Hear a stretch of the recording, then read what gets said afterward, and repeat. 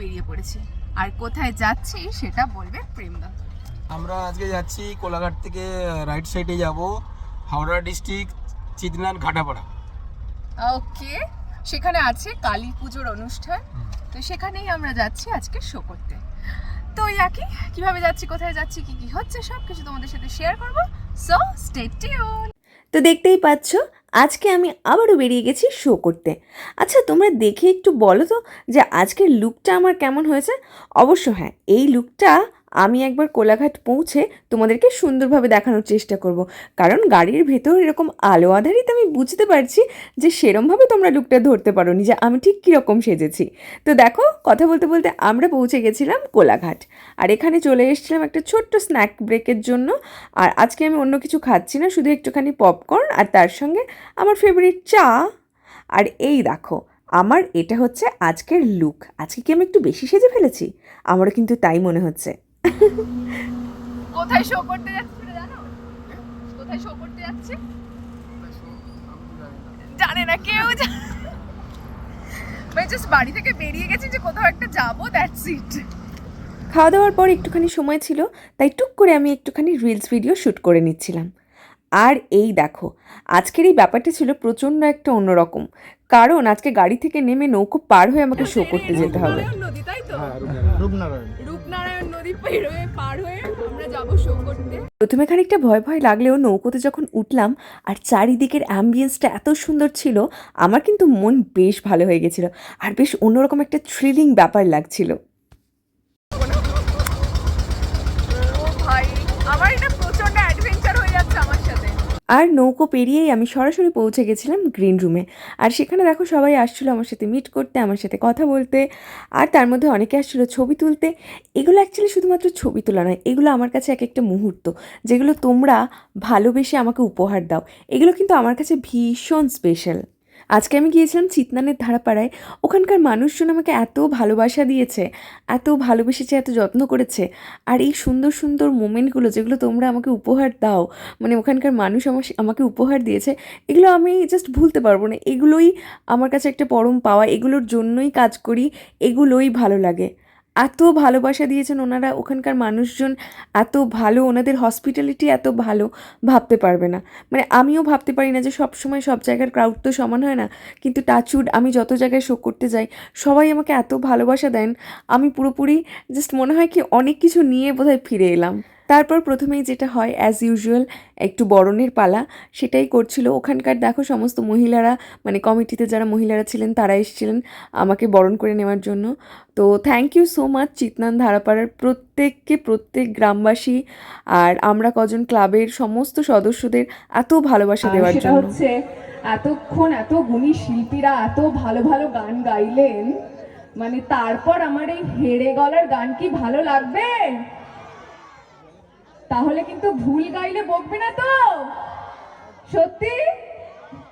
তাহলে গানটা একটুখানি ক্ষমাটমা করে দিতে হবে।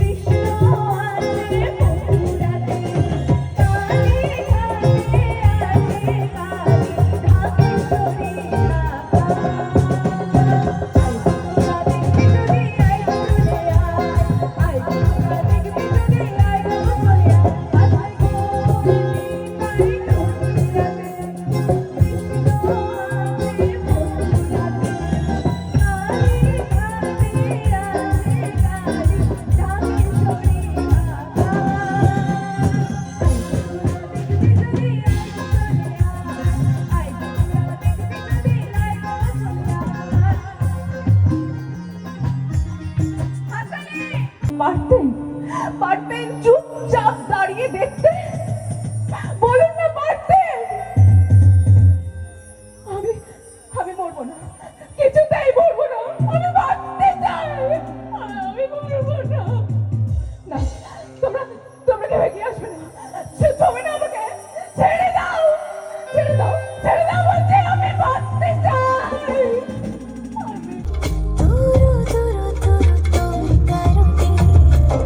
মোহল বনি মাঠে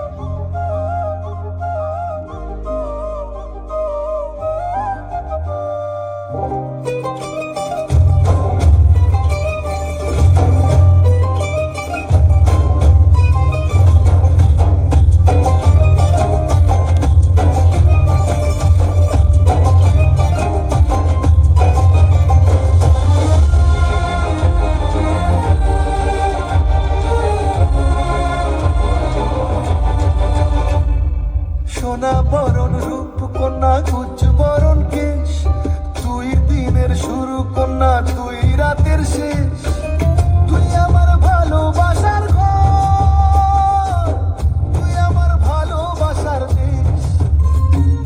তোরই কথা পড়লে মনে ফুটেছে পরশ, তোরই সাথে থাকবো আমি এখন 12 মাস, তুই আমার ফিরে আসার ঘর, তুই আমার ভালোবাসার দেশ। প্রেমের জোয়ারে দুকুল ভেসেছে, ডুবেছে ডুবেছে তোরই।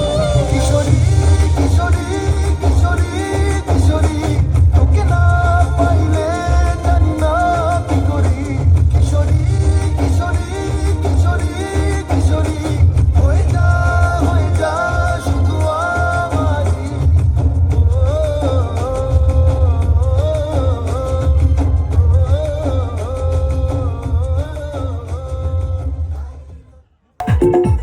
देखा जो तुझे यार दिल में बजेगा।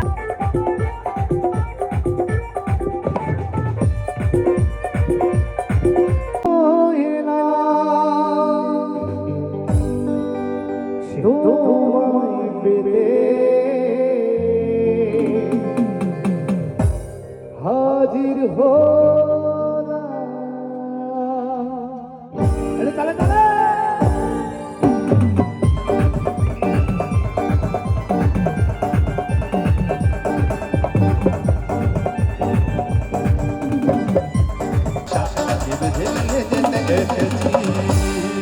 তো শো শেষ করার পরও না কিছু আবদার থেকেই যায়, কারো কারো ছবি তোলা বাকি থেকে যায়, তারা আবার আসেন, ছবি তোলেন, দেখা করেন। তো সেই পালাটা সেরে এই দেখো হেঁটে হেঁটে আমি যাচ্ছিলাম এখন নদীর পাড়ে, সেখান থেকে নৌকো করে তারপর ফেরার পালা। কিন্তু রাস্তায় ওই যে আবারও একটুখানি ফটোশ্যুট ছোট্ট করে হয়েই গেল।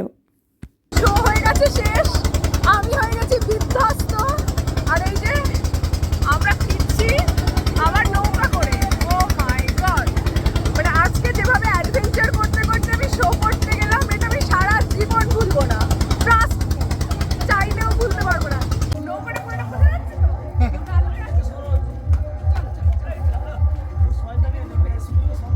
ও ভাই, ও বাবা, আস্তে।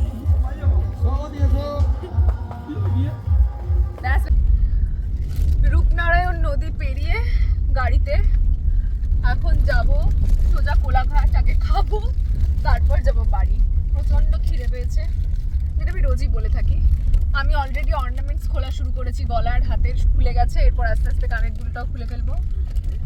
ভালো লাগছে না, আর প্রচুর হাঁপিয়ে গেছি, কিন্তু আমার আজকে মন ভালো, কারণ হচ্ছে আমি আজকে একটা সুন্দর প্রিটি প্রিটি জামা পরে গেছি, তাতে আমি অনেক কমপ্লিমেন্ট পেয়েছি, আর হচ্ছে আজকে খুব সুন্দর শো হয়েছে, ওখানকার ক্রাউড ভীষণ ভালো ছিল, সবাই এত ভালোবেসেছে আমাকে, আমি হ্যাপি হয়ে গেছি। এটা হচ্ছে আমাদের গাড়ির কাঁচের অবস্থা, মানে পুরোটাই সাদা, কিছুই প্রায় দেখা যাচ্ছে না। মানে যে রাস্তাটা আমরা 5-7 মিনিটে পৌঁছে যাওয়ার কথা, সেটা এখন সময় লাগবে অন্তত 15 মিনিট, কারণ কিছুই দেখা যাচ্ছে না, পুরোটাই সাদা হয়ে গেছে, পুরোটাই ধোঁয়া, এতটাই কুয়াশা। আজকে আমরা অন্য রেস্টুরেন্টে এসেছি, তাই না? ও হ্যাঁ, এই যে হচ্ছে সুভাষিস দা, সে হাই। এই যে অনন্যা, আর আমি পুরো বিধ্বস্ত, চুলের কার্ল খুলে, চুল দেখো ভিজে, কি অবস্থা, আমাকে অদ্ভুত দেখতে লাগছে। আমি ভাই ফুল বিধ্বস্ত, চুলটা দেখো খালি একবার, ঘামে পুরো চুলটা জাস্ট ভিজে আছে। ও গড।